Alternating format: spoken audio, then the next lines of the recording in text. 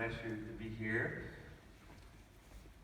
I tried to use the time to cut down a few slides, so hopefully enough. And here we go. I've been raised at a time when most people believed that traffic jams are unavoidable, that crowd disasters are God-given or caused by panic or aggressive behavior, that stock markets are due to black swans, and that multinational companies can control and fix the world, and that social order is created by power. This is all wrong. And we really need to understand complex systems much better if we want to live in a better world. The question is, will big data solve our problems? Well, according to Chris Anderson, yes.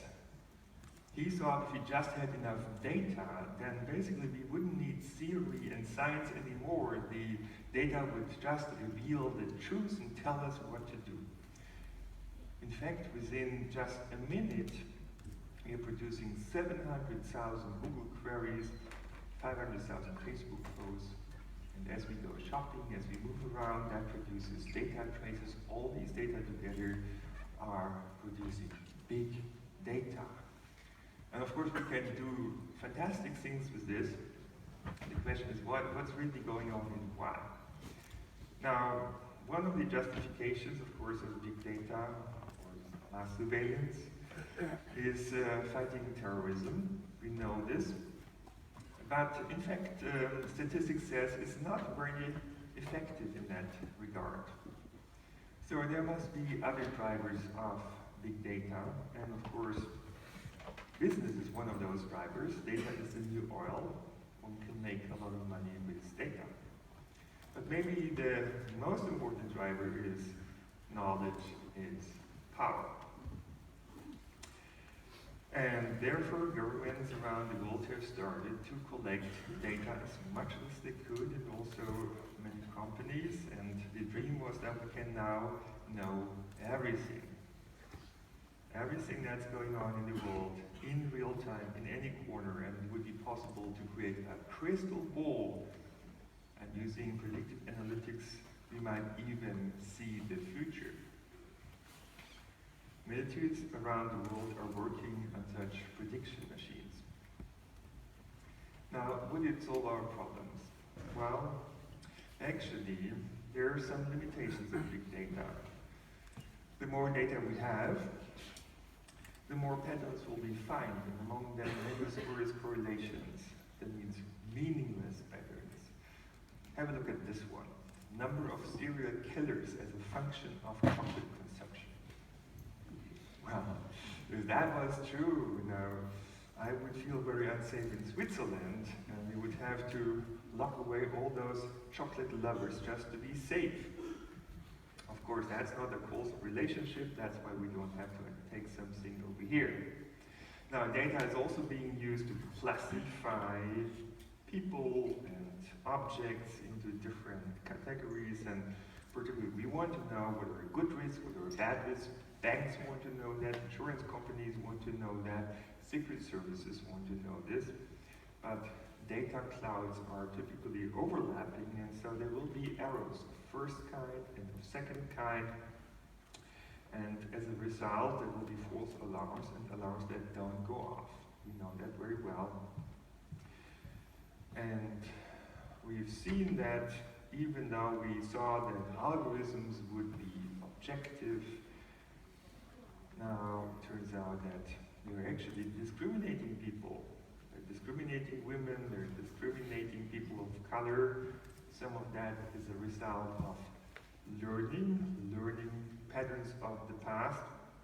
But in any case, we don't want to have this kind of discrimination, and so we need to be much better in terms of how we produce and use algorithms and data. Now, one curious thing is that actually the 10 most livable cities in the world are not located in those big IT nations, even though they've always promised that they would now build paradise on Earth. So the keyword is smart cities. The dream was we could now automate cities. But this technocratic dream actually turned out to be not to work so well. The citizens didn't like it much. The mayors of those cities didn't like it much. Even the companies that sold those products got not happy with it because it was not a big success. And this conference at Wilton Park recently actually brought all the players together in all the cities that had some stakes in this. And they came to the conclusion that we need to come up with a new paradigm that gets people back into the loop. Now, if big data isn't doing the job, solving all our problems, do we have something better than that? Would artificial intelligence, for example, fix the world? Well, for sure, we'll have intelligent machines, and in about 20 years, people expect to have machines that are actually more intelligent than people. Some people say it will be 40 years, or 100 years. Some people think it might even be in 5 years' time, or maybe we are there already. In any case, I think intelligent machines will be useful tools for us. And as they get smarter, they will be like teammates. In fact, there are some boards of companies which are already using AI systems. So it's like a colleague in a sense. And then the next step would be, they would be our coaches that correct our mistakes. And the question is, would they be our bosses? And these are the kind of questions that people at MIT and elsewhere are already working on. Now, if we extrapolate that further, suppose now we had big data, Internet of Things, quantum computing, all of that together, and we would take $100 billion. And what could we build? Well, could we build a machine that optimizes the world? Could the world be run by a benevolent dictator? Or by a biased king? That's the kind of question that visionary people ask. And in fact, Facebook seems to have imperial ambitions. So, they'd like to run the world. IBM would like to do that. They proposed IBM Watson, the cognitive computer, for president, actually. And Google wants to reprogram the state. That means we're talking about times where companies are building operating systems for society, not operating systems for computers and for smartphones, operating systems for society that would operate everyone.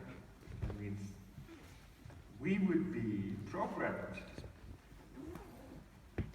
And the question is that a good or a bad thing? Could society be run like a giant machine? If you wanted to do this, then basically you would need to know what are all these pieces and how do they behave? And how can they be manipulated and controlled? And this is being worked on, actually for quite some time. Cybernetic societies have been around since the 70s of last century. Chile was the first one.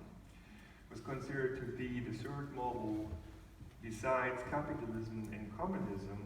And the United States got nervous about it because it worked quite well. The CIA took the system down on September 11, 1973, and then they committed suicide. But the ideas lived on, and it's still around. For example, in Singapore, which considers itself a social laboratory. The question is, what are they talking about? But anyway, after the automation of production and of cars, it seems like the automation of society is next.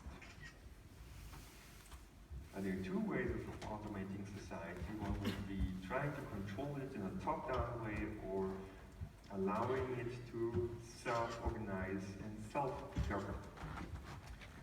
Now, let's stay with the first subject first.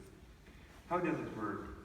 Well, it's using actually machine learning algorithms such as deep learning, and that's running on big data, entire world.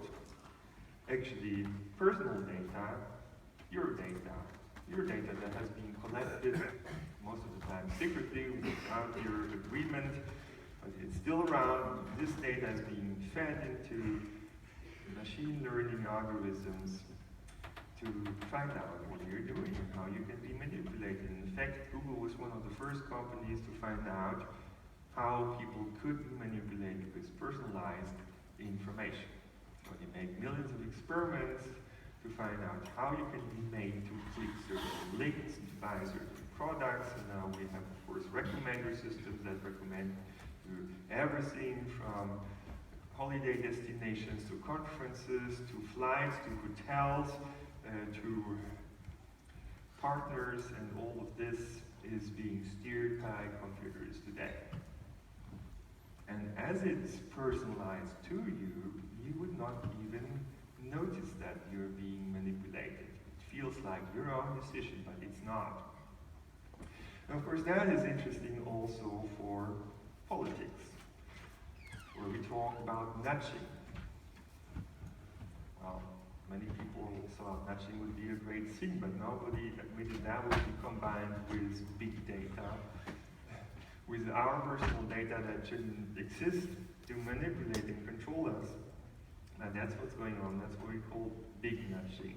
And in fact, the science behind it was started off by Skinner, who put animals into boxes and exposed them actually to rewards and punishments, such as electrical shocks, and made them do or not do certain kind of things. It was being called conditioning behavior. Now, this is now being applied to humans. We are being conditioned. Also with personalized prizes, by the way. And the Skinner box is actually the information bubble that's being built around us. We don't feel it, but it's guiding our attention, it's influencing our emotions, our opinions, our decisions, and our behavior. So we're basically turned into puppets that can be steered remotely, that can be controlled to some extent. Now suppose one could do that, then basically the strategy would be to control the world as if it would be a grand chessboard. I recommend you to read this book. You will understand history much better after that. Now, if the world was a grand chessboard and we were the pieces, then, well, basically you'd think it takes a big chess computers. Since a couple of decades, of course, computers are much better chess players than even the smartest chess players, and so you would want to build with the most powerful chess computer to control the world. And in fact, there have been projects around of this kind, and one of them is called Sentient World. It basically produces a digital double of yourself and feeds in all personal data. So, there's a copy of yourself somehow in the virtual space, and that's being used to find out how the world might evolve, but moreover, also to find out how you could be manipulated. So the question comes up, is democracy an outdated technology? Some people have claimed that it has produced actually wealth, health, and happiness for billions of people, but now is the time to do something new. Why? But anyway, this is happening. Democracies worldwide are under pressure, like in Turkey, in Hungary, Poland, France, and I'd like to say, stop. I don't think this is a good development. It's very dangerous for the world, because we might lose everything we built over hundreds of years. Freedom and self-determination, human dignity, assumed innocence, fairness, justice, the right to pursue your own happiness, pluralism, democracy, participation, all of that are endangered. And I recommend you to read a number of books about these kind of things. Some of them are in German. The program's Human, the formula to rule the world, the end of democracy, the smart dictatorship. And there is now a new book by Cass Sunstein. Actually, he was one of the fathers of nudging, and apparently he's getting concerned about the way it's being used. So have a look at it. The question, how big is this problem? Now recently, after the publication of our digital manifesto in Spektrum der Wissenschaft, there has been a discussion setting in, and people are asking, is Facebook, for example, manipulating our thinking? Is it making ourselves more extremist, radical? Yeah. Is it damaging society? There's a discussion about the power of misinformation, and in fact this is part of today's hybrid war that is going on every day. It turns out that AI is not only being used to come up with objective, unbiased, unemotional decisions, but in fact it's profitable actually to lie at us, to manipulate us. And that has created a situation that people are now calling a fact-free world. It's becoming increasingly difficult actually to distinguish facts from lies, and we're really strongly manipulated by these technologies. So social bots are influencing our opinion formation, and only endangering the internet. I would say they're endangering our society, and a good example for this is actually the Brexit vote. Because it turns out that social bots had a say in this vote. They strongly influence people towards Brexit. And that, of course, has had a major political impact. It's broken Europe apart into pieces. Many people regret actually the decisions that they made, wondering now what have they done. And the markets broke down. 3 trillion lost in just one day. Now, guess who pays for this? Of course, we, the people. Now, I'm not the only one who is critical. Martin Schulz, who's the president of the European Parliament, actually said, we now need to fight against technological totalitarianism. And nobody was listening because nobody understood what he was talking about, actually. Pope Francis was saying, what's up with you, humanistic Europe, the defender of human rights, democracy, and freedom?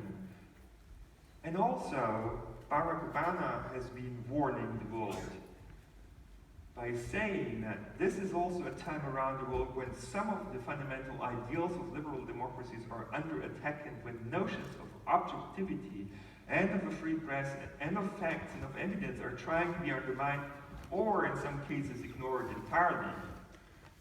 So what's going on in the world when the 3 most powerful people that we know of can't do anything about something that they are very worried about?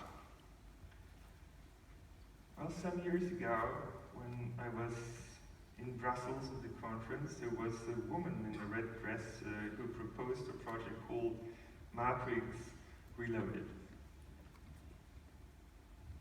I believe this matrix has actually been built behind our backs. I believe it's being run from CERN, and I'm not the only one who has these kind of concerns. Elon Musk and others have recently suggested we might live in a computer simulation, and I believe he is talking exactly about the same thing, about this matrix that has been created to control our thinking and our behavior. And that's why actually tech billionaires are now spending large amounts of money. Elon Musk has, for example, established OpenAI for $1 billion, spending a large amount of money to solve this problem. Even in the past days, the biggest IT companies such as Google, Amazon, Facebook, IBM, Microsoft have decided to make an effort together to solve the ethical problems and kind of break the filter bubbles that have been created around us. So if such an exceptional thing happens, then obviously we're confronted with a real big problem. But I think we can break ourselves free in a different way, actually. You know, we just need to take control of data. We need to run our society. We need to understand that our society is actually a complex system that doesn't work in the way that some people have thought it would work. And the reason is actually digitization. So, in fact, computer power is increasing exponentially. According to Moore's law, it's doubling about every 18 months. I would think, you know, it's just a matter of time until we can really optimize the world with computer power. Well, here's one thing, by the way. If you want to optimize the world, you need to know what goal function you need to choose. Right? Today's AI systems have no explicit goal functions. And even if we could set the goal function, we don't know what should it be. Should it be GDP per capita, or should it be sustainability? Should it be power or peace? Should it be life expectancy or happiness? Or what should it be? There's no science to advise you. Even with the biggest quantum computers, you couldn't solve that problem. And that's why we have pluralism and diversity, because that hedges risks against unexpected developments. But anyway, so processing power is increasing, but data volume is increasing even faster. The green curve shows you this. It's doubling every 12 months. That means within just 1 year we're producing as much data as in the entire history of humankind. This is amazing. It's hardly imaginable. And so the percentage of data we can process is going down over time. That means we need to know what data to process and how. And that's what science is for. Science is back. Now, even though we have the best technology ever and more data than ever, it turns out that we're losing control over this world. If you open the newspapers, you know, you can clearly see this. And the question is, why is this happening? And the reason is because we're networking the world. That creates combinatorial complexity.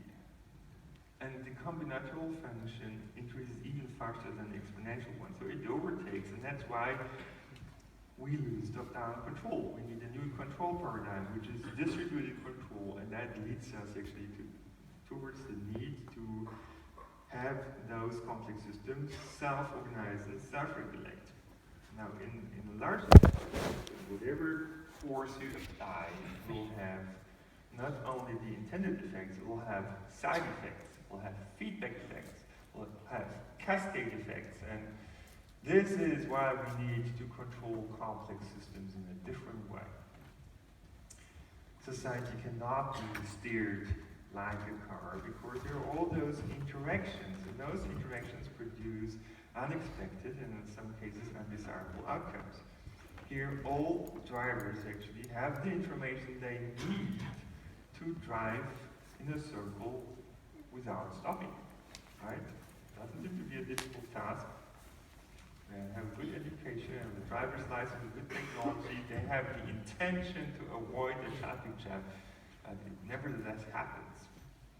Even if we could read the minds of all those drivers, you know, we couldn't prevent it. We could see the traffic jam happen, but that's it.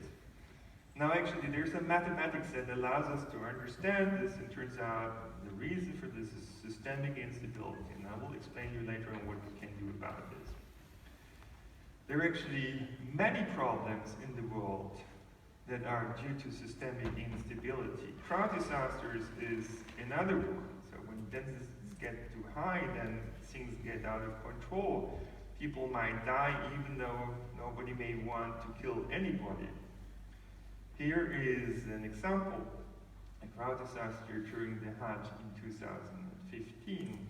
In fact, they had 5,000 CCTV cameras, and mass surveillance. That didn't help. And they had the company actually optimize the system, but they optimized travel time, comfort. Before, in the years before, the system had been optimized for other things, for safety in particular, right? So optimization, mass surveillance doesn't guarantee you the outcomes that you want to have. Things are much more sophisticated, and this is a lesson actually if for those who want to optimize the world. And in many cases, things get totally out of control because of these amplification and cascade effects.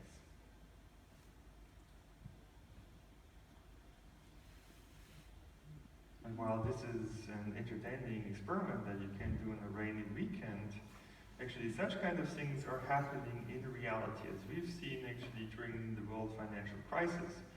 After Lehman Brothers went bankrupt, actually hundreds of banks went bust and caused costs of hundreds of billions of dollars.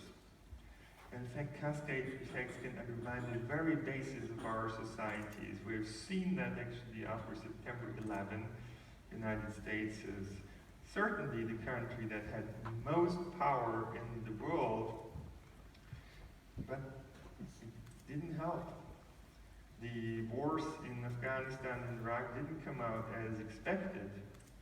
Rather, tension was spreading internationally, and now we see it in many countries, and it's creating a situation that brings us to the cusp of World War III. The world has never been in such a great danger as today. So we really need to wake up. We need a new paradigm. We need to go from power to empowerment, from a top-down control culture to a culture of bottom-up self-organization. That means to go away from that over-regulation as we have it today towards designing systems in such a way that they would support the self-organization of people. And here is actually a nice example. Oh, that movie doesn't run for some reason, so I'm skipping it. But it would have demonstrated that it's really a matter of some design details that determine whether a system self-organizes well or not.